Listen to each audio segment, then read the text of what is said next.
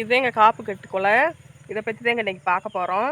இதில் வந்து நம்ம சூப்பு வைக்க போகிறோங்க. இதில் நிறையா மருத்துவ குணம் இருக்குது. சிறுநீரை கட்டியெல்லாம் சரி பண்ணுது. ரொம்ப அது பயனுள்ளதாக இருக்குங்க. இதை வாங்க பறித்து சூப்பு போட்டுக்கரலாம். இதை பறிச்சுக்கலாங்க. அழகாக இருக்குதுங்க பூவு. இதேங்க மாட்டு பொங்கலுக்கெல்லாம் வீட்டில் வாசலில் கட்டுறது. வாங்க இப்போ சூப்பு வைக்கிறதுக்காக தண்ணியை ஊற்றிக்கிறலாம். போதுங்க இவ்வளோ தண்ணி. நீ அது கூட பெருஞ்சீரகம் போட்டுக்கிடுவோம்.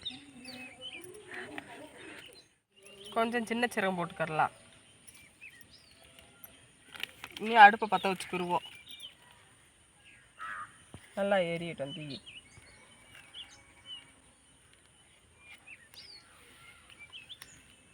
இப்போ பாத்திரத்தை தூக்கி அடுப்பில் வச்சுக்கிடுவோம்.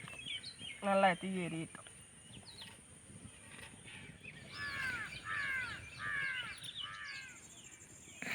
வேவிக்கிறலாங்க காப்பு கட்டு இலையை.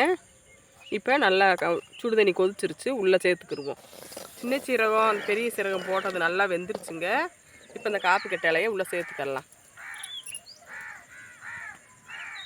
நல்லா கொதி வரட்டும். நல்லா கீரை வெந்துருச்சுங்க.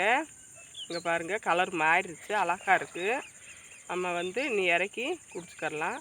இந்த காப்பு கட்டு இலை வந்துங்க, இந்த பூவு இலையுமே எங்கள் ஊரில் வந்து பச்சையவே சாப்பிடுவாங்க. விஷம் வந்து ஏதோ வண்டோ ஒரு பூச்சி தாக்கலோ ஏதாவது உடம்புல கடிச்சிருந்தா ஹாஸ்பிட்டலுக்கு ஃபஸ்ட்டு போக மாட்டாங்க. ஃபஸ்ட்டு இந்த இலையை பிடுங்கி பச்சையாகவே சாப்பிட்டுட்டு ரெண்டாவது ஹாஸ்பிட்டலுக்கு போவாங்க. நீங்களும் இது கிடச்சா செஞ்சு பாருங்கள். இந்த காப்பு கட்டு சூப்பு ரெடி ஆயிடுச்சுங்க. இந்த காப்பு கட்டு சூப்பு வந்து சின்ன சீரகம் பெரிய சீரகம் அந்த காப்பு கட்டி இலையும் பூவும் மட்டும் தாங்க போட்டு சூப்பு ரெடி பண்ணணும். இதில் வந்து உப்பு வெள்ளைப்புடி எதுவுமே சேர்க்கக்கூடாதுங்க. ஏன்னா கல்லை கரைக்கக்கூடிய சூப்பு தேங்க இது. அதனால் வேறு எதுவுமே உள்ளே சேர்க்கக்கூடாது. இது உங்களுக்கு இந்த சூப்பை வச்சு நீங்கள் ட்ரை பண்ணி பாருங்கள்.